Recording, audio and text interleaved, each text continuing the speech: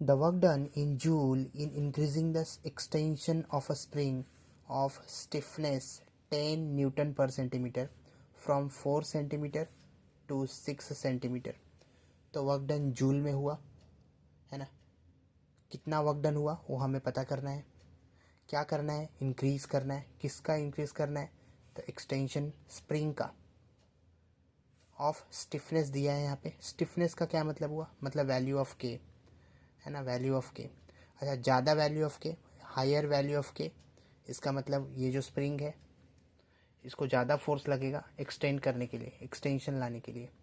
मतलब high value of के मोर stiffness provide करेगा, लो वैल्यू ऑफ के लेस स्टिफनेस प्रोवाइड करेगा. तो हाई स्टिफनेस कहाँ पे मिलता है? स्पोर्ट्स कार में. लो स्टिफनेस कहाँ पे मिलेगा? तो लग्जरी कार में. तो ठीक है, स्टिफनेस का मतलब समझ में आया. स्टिफनेस का क्या मतलब हुआ कि ज़्यादा फोर्स लगाना पड़े तब जाके ये स्प्रिंग इलोंगेट होगा, तब बोलेंगे अपन ज़्यादा स्टिफनेस है.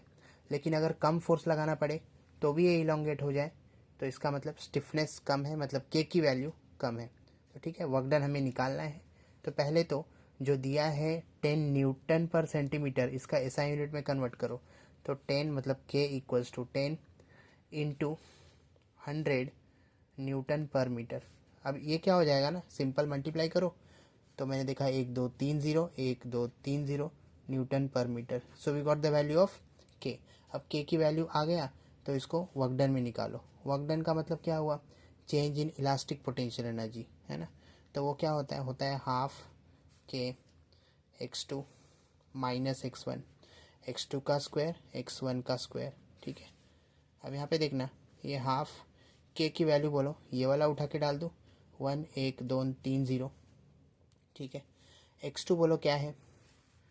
तो ये तो x1 है 4 सेंटीमीटर और 6 सेंटीमीटर x2 है.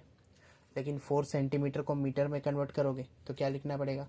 0.04. तो x2 माइनस x1 है, तो x2 तो 6 है, तो 0.06 का स्क्वायर माइनस 0.04 का स्क्वायर. ओके, नाउ इसको अगर हमने सॉल्व किया तो 2 5 will be 10 and 2 0.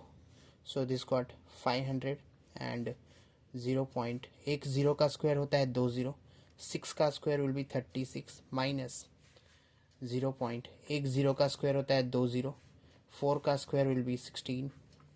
Now if we subtract this part, what we will get?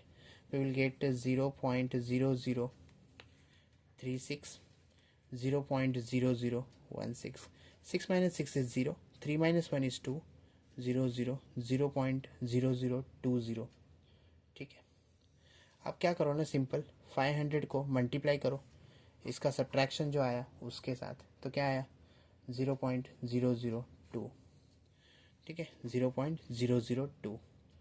अब जब इसको सॉल्व करेंगे ये पार्ट को तो कैसे होगा? क्योंकि वर्क डन है तो आंसर तो किस में आएगा? जूल में आएगा. तो ये 500 into this is 2 and decimal का पोजीशन चेक कर लो कहाँ है. Unit 10 100 1000. So divide by unit 10 100 1000. इसका मतलब 5 2 क्या हुआ? तो 5 2 10 हो गया, 5 2 10 हो गया. और ये 2 0 है वो भी लिख दो. और नीचे की तरफ 1 1 2 3 0. This got cancel 1 joule. तो वर्क डन कितना हुआ एक्सटेंशन लाने में, जिसका स्टिफनेस 10 न्यूटन पर सेंटीमीटर था?